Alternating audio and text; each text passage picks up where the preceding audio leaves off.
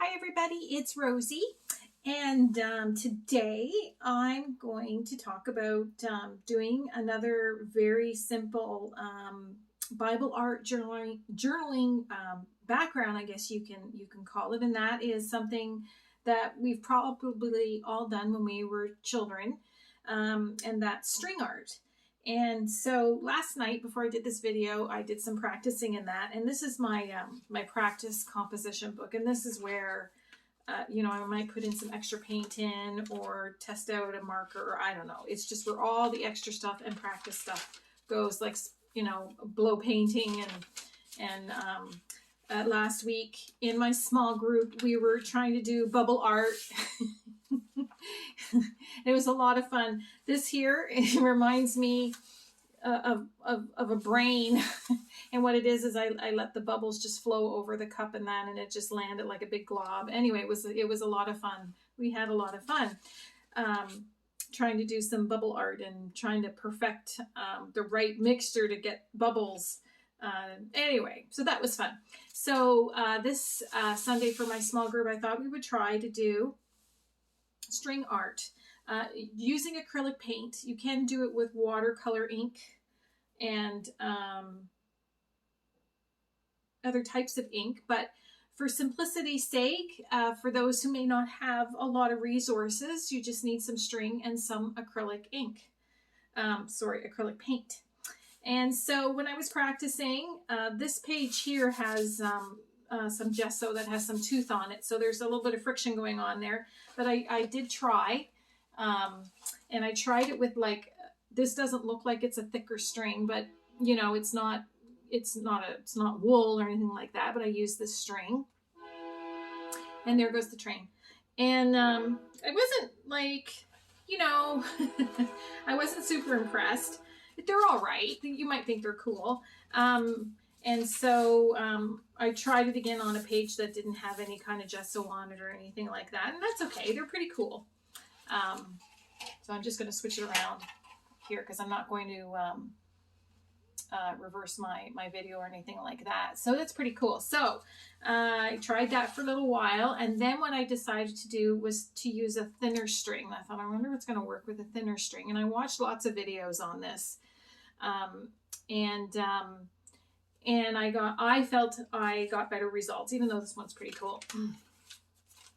So this is the result of a thinner string. You can tell there wasn't a lot of paint on the string, but still I really liked that effect. And I did it again, and I had a lot more paint on my string this time. And this is the effect I got. And that's pretty cool. So what I'm going to do this Sunday, and I thought, well, this is pretty cool and this is fun. How can I use this in Bible art or faith art journaling? So what I'm going to do is I'm going to probably use my illustrating Bible from Dayspring.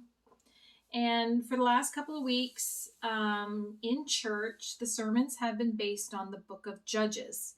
And so I think what I'm going to do is I'm going to look at all my notes because I'm a note taker. When I'm in church, I love taking notes.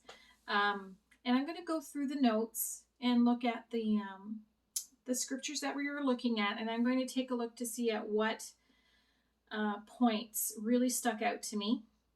And then what I'm going to do is I'm probably going to do one or two of these flowers on here because there's lots of room here. It's very, very generous. And I'm probably just going to do, one or two of the flowers in here. I may even try it on clear sticker paper. And then I may just cut them out and stick them in. You can do that if you feel a little bit nervous about trying to do string art directly in, because you never know the result when you do string art. I might do that. Who knows? So this is an idea for Bible art journaling. And then when it has that, what I might write, because there's such a generous amount of room, I might write a note about the main point that really resonated with me that I could identify with um, during the sermons, the series that we've been learning about in church on the book of Judges. This is the book of Job, actually, I'm in. But anyway, that's okay. Yeah, that's the book of Job. Why am I in the book of Job? Let's just see if I can find where's Judges. I don't even know my... Anyway, that's okay.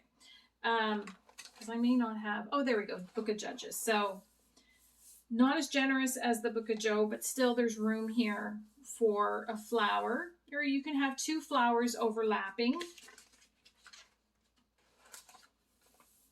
And then I might write something about a main point that really, again, like I said, resonated with me. So, yeah, that's what I plan to do. And that's something you can do with Bible art journaling. It can be about something that you learned in church, something about the sermon that really affected you, that, that like I said, resonated with you, that you could identify with, that you want to document in your Bible. Where did that go to? Where's my, sorry. Okay. This here, which is very abstract. It looks like a flower. It looks like some sort of a, I don't know, like, not an orchid, but I can't remember the name of the flower, but it does remind people of a flower. Your Bible art journaling doesn't necessarily have to reflect or illustrate exactly what's going on in the Bible verse. It can just be a background. Many, many times people use florals or other things or other kind of colorful background, and then they put in either the Bible verse or a prayer or make notes or something like that. It's just documenting your faith, documenting how God speaks to you. So that's what we're going to do this Sunday. I'm going to put this away because it's big. And I'll put it down here. So I'm going to just show you quickly how to do one, maybe another, I don't know. Oh, can't use that page. And that's what I like about these composition books. You can use them for your practice. And then later on, you can turn it into an art journal. This can be easily painted over. So, and then I like, when I have some extra paint over, I like to put it in the journal instead of putting it down the sink. I have another one here that's on the go, and all the paint, leftover paint that might be on my brush, it goes in here, and then there's very little left to be, try to clean it with the, I have one of these, and then very little goes in the water and down the sink. So, because that kind of bothers me. Okay, so I'm going to take a plate. I'm going to take some paint.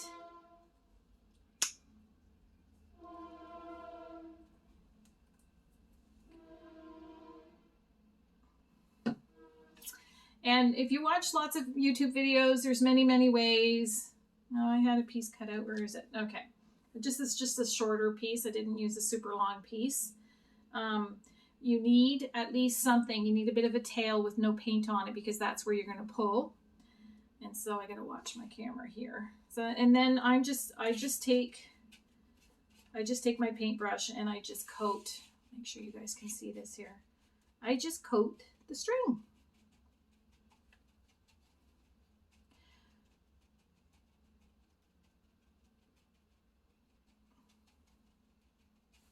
Now, yeah, and here I did it again. If you're not careful with your longer string, I've had knots. Anyway, just be careful if you have a longer string, that then when you finally lift it up, it just doesn't get all knotted. And you do have to be careful that you don't have too much paint on your string, or else you won't have the same effect.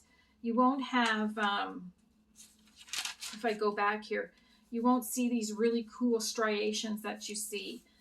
It'll be a little more gaudy in that. So So it takes practice. And that's what our Sunday, sometimes when we, not sometimes, but when we meet, a lot of the times it's just practice before we actually do an entry, where people just go home and then do their entry after they've done lots of practice. It just depends how it goes. So I've seen some people on YouTube, they do this to get rid of the excess, or you just use your finger. And it doesn't look like there's a whole lot of paint, but we'll try it anyway. And then, I'm going to put this somewhere here. And then you're going to put it on your paper any way you want. You close it, and you need a heavy book. I kind of put my hand on it, and then you pull. You pull the string. So there should be a piece of string. Oh, I gotta watch your camera here, my camera here. And then you pull. And you watch you don't hit yourself with the string and get paint all over you. Okay. Okay. Now we'll see what it looks like here.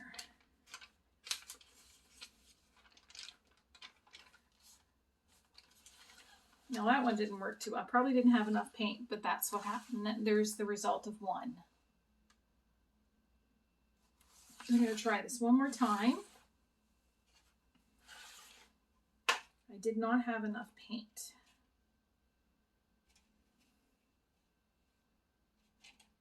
Your string, some videos say your string should be porous. That means it'll, the paint will stick to the string. So I may not.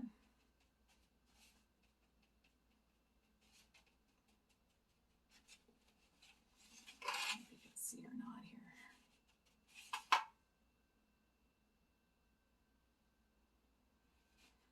Or you may just want to just take your finger, just gently go down, and then, yeah, we'll see. I'll do it here and see what happens. So yeah, there's a lot more paint this time, I can tell.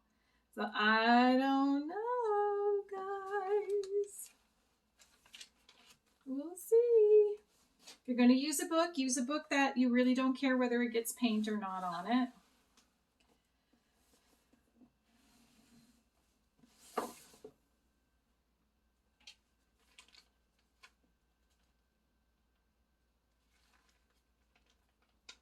See, that's too gaudy. That was too much paint. See, that's what happens when you have too much paint. All right. Ah, I had so much more success last night. Okay. All right. You know what? I'm going to use a longer string because that could be the problem. My string is too long. Is not long enough. So I'm going to use. Try this one more time.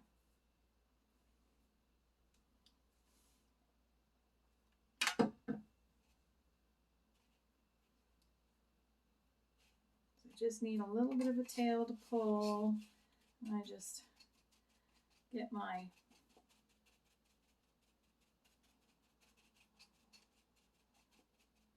This is one way people do it. I've seen a video where the string is out on a piece of paper and they slop the paint on. I don't know if it really makes any difference, folks.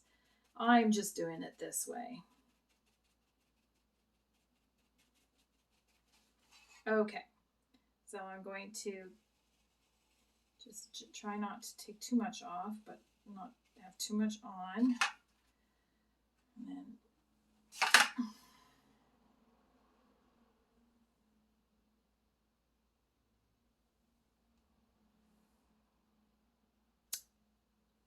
yeah, I know, I'm messing it up. I know. Well, we'll just see.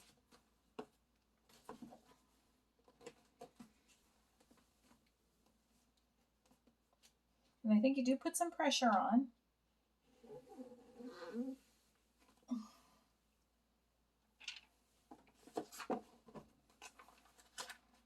I gotta find the picture. What did I do with it?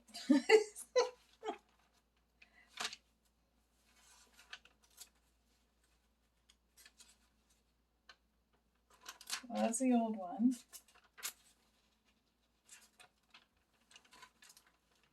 There we go. That's a little better. Kind of. sort of. There. And I'll just turn it around.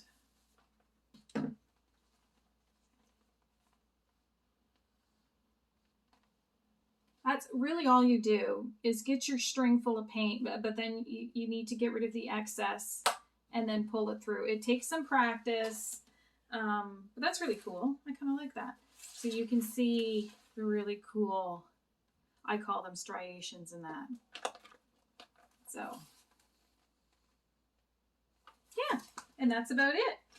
So there's another idea for your Bible art journaling that you maybe you can think of another way of using string art in your Bible art journaling or your faith journaling. So, you know, if you don't use a journaling Bible, you don't have to. If you have a, let me see, if you have a faith art journal, like I do, I have a faith art journal. Sometimes I use this. Oh yeah. Yeah, sometimes I use my faith art journal. There's one I did backwards because anyway, that's okay. Whatever. So you can do the same thing in here. You can have your really cool abstract flowers here. You can gesso this white and put your abstract flowers in, and then you can write your Bible verse in. You know, you can use your imagination. So we're going to try some string art on Sunday, and we'll see how, hopefully I'll have a little more. It does take practice. Like anything when it comes to using art materials, it takes practice. So that's pretty cool, actually. I'm pretty okay with that. This one here, though, that really worked out really well. And I think I did a couple of loops in order to get this effect. So yeah, that's it. Anyway, I'm rambling. Thanks so much for watching. And even if you're not a Bible art journaler, maybe you are an art journaler. So Bible art journaling is not just for Christians. It's not just for people who read their Bibles. There's art journaling out there. People that's been going on for quite some time. And maybe this is a cool idea to do art journaling with. So yeah. So thanks, guys. I hope this is somewhat helpful. Talk to you later. Take care. Bye.